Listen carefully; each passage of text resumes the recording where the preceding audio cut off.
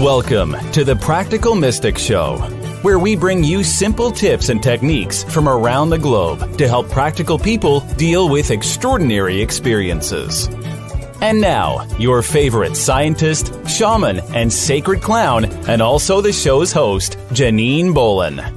Welcome to the Practical Mystic Show. I'm Janine Bolon, and today we're talking about money, how to be mindful of it, and it's based on my free online course, The 10 Steps to Abundance. In the show notes, you'll see a link where you can take my free online course regarding money, how to be mindful of it, and how to stand in that place of abundance.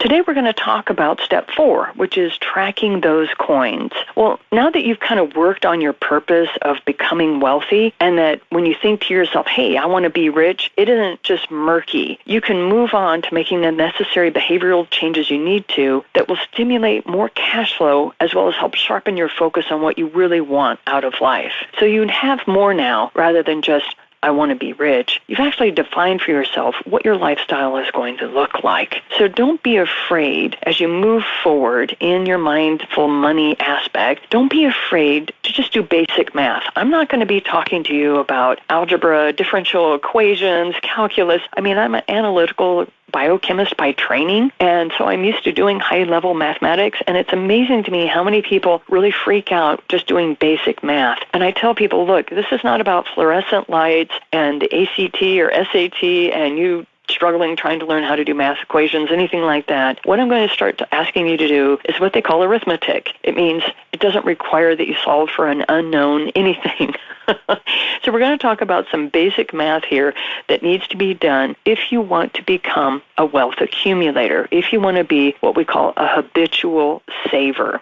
So it's time to start tracking your expenses and your income. Now go ahead, roll your eyes and groan. All of my students do when I hit this stage of the lecture series and I start talking to them about lifestyle and tracking expenses and tracking their income. Everyone thinks that there is such a pain to track money, but guess what? I'll let you in on a secret. I have yet to meet a multimillionaire that doesn't track their money. Seriously, I have asked every multimillionaire that I have met point blank, hey, so-and-so, do you track your expenses? And their immediate response is, of course. And then they look at me like I have 3 heads for asking the most basic of questions. Why? Because truly, this is a basic principle. If you want to become wealthy, if you want to be a habitual saver, if you want to live comfortably so that you can do what you want to do, then you have to know where your cash is going and where it is coming from. True, many millionaires have other people that track their cash for them, but they pay them for this service so they can keep on doing whatever their particular missions are like. In my case, when I first started out on the wealth accumulation path, I had to do it all myself on an Excel spreadsheet. Well, now there's all kinds of apps and software programs that are free of charge that you are able to use to track your expenses. If you're self-employed, you've been doing it for tax reasons for a long time. You've done that for your business. It's now time to start doing that for your personal finances.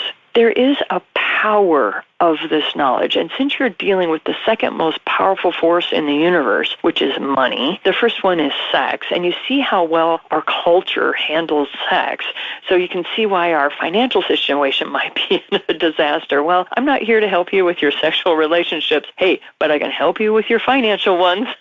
And so what I'd like you to do is understand the power that this knowledge of tracking your expenses and your income gives you. I have firsthand experience with this because in the early 90s, I worked for a retired CEO of the Johnson & Johnson Corporation. He was a man that was worth over $40 million in the 1990s, and I had the good fortune of learning from him how the rich view and truly handle money. It was a life lesson that, honestly, I never forgot because his habits were just drastically different from anyone I had ever met. Every morning, he would walk into his office and take all the receipts of the previous days, and he'd take them out of his wallet and put them in a basket on my desk. At that point, I would enter them into a very specific Excel spreadsheet under various categories. And then once a week, I would print off a summary sheet, and he would look it over every Friday while he was planning his meetings for the following week. Now, once a month, I would print off a larger summary, and he would look it over and discuss it with his spouse. She, too, had her own report, and the questions I would hear them ask one another went something like this. Oh, by the way, I wasn't eavesdropping on them. They would leave their door open to the office, and I couldn't help but hear what was happening from my desk. So I just wanted to let you know there wasn't anything subversive here. They were very upfront about what they were talking about. So he'd say, so how did we do this month, honey? And he would ask, what kind of unexpected expenses did we have this month? This is something I wanted you to know. You will learn that as you track your expenses and your income, you will learn that there is no month that is normal. There is always an unexpected expense that pops up. So they would always talk about that. The third question he would ask is, are we happy with the way we spend our money? Are we online? Are we on track? Are we living according to our life purpose? Then he'd ask, is there anything we need to change or save up for? And the last one was, do we need to spend our money in any way that's different? So he'd say, do we need to do anything differently? So these were the basic questions they would ask over and over. So there were these 5. There were these 5 questions they would ask all the time. So how did we do this month? Was there any unexpected expenses? Are we happy with the way we spend our money? Is there anything we need to change or save up for? And do we want to do anything different? These are 5 questions. Now, I want you to be aware that in these meetings, there was no judgment. They weren't judging each other. They were just reading through their list of expenses. They were looking at their cash flow. Now, why wasn't there any judgment? Because they both saw themselves as partners in spending their money in a way that moved their purposes forward. Now, this particular gentleman had 5 different nonprofit organizations that their finances were funding, and his spouse had her philanthropic organizations that they were funding through her estate. So they both saw themselves as being big philanthropists, and they handled their money as business owners. Any money they spent on themselves meant that money, they had less money to give to their charities and their organizations. So the thing that I learned about these people that was stunning to me, that I had never seen before in my life, was that they enjoyed their money. They had nice cars and they went on vacations, but the focus of their money was funding their philanthropic work. It was at this moment that I realized how much I wanted to be millionaire like them. They were both independently wealthy. They were both financially stable.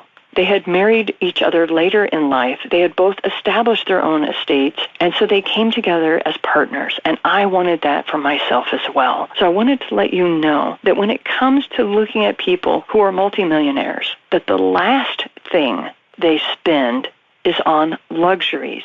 First, they're building their businesses. First, they're building ways to have wealth accumulate, and then they spend money on luxuries.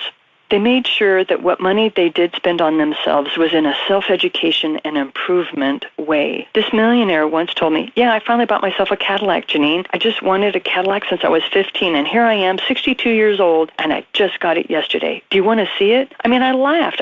How could I resist? This guy had purchased a car at 62 that he could have bought decades before, but he waited until he had all his other priorities taken care of, and then he handed over the cash for this luxury item, this amazing white Cadillac with all kinds of chrome. It still makes me smile when I think about that afternoon standing there in the parking garage below the building he owned, looking at that Cadillac, and he acting like he was 15 again, talking about how he had always wanted that car. And that was something that I learned about a lot of the millionaires that I ran into. They waited on buying luxuries at the end of their wealth accumulation cycle. In future episodes, I'll talk about the priorities of how you go about saving money, becoming a wealth accumulator so that you can afford the luxuries. But there is a process that millionaires use as they save their money, and they do those processes first before they buy the luxuries.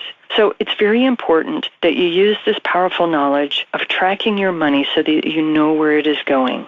The whole point of tracking expenses is simply this: know where your money is going. Right now, the reason you're so frustrated with your life and you feel so out of control is due to the fact that you have no idea where your money is going. You work and work and work, and at the end of the month, you have more months and not enough cash, and you don't see anything for your hard efforts. It's no wonder that you're discouraged. I don't blame you at all. So come up with a very easy system for tracking your expenses. Remember why you want to become wealthy. Remember why you want to become rich. You have a purpose for your life that is more than just being comfortable. The universe wants you to make this world a better place in some way. You may not know exactly what it is you're going to be doing, but you know that the money is coming to you for a greater good. So start tracking your coins, track the money that is coming into your life, and you'll watch as your expenses decrease and your savings accounts increase, because you want to gain control of the money, and at the same time you want your life to start making sense in a whole new way, because you're now living for a different purpose. You're living to pay down your debt because you know that you're going to build for yourself a life and a lifestyle through the use of tracking your expenses. So I wish you much luck, and I look forward to the next episode where we talk about how you go about making a price book for buying groceries, and that is step 5 in the 10 steps to abundance. This has been the Practical Mystic Show with Janine Bolon. For show notes, resources, and more, visit the8gates.com. Thanks for listening.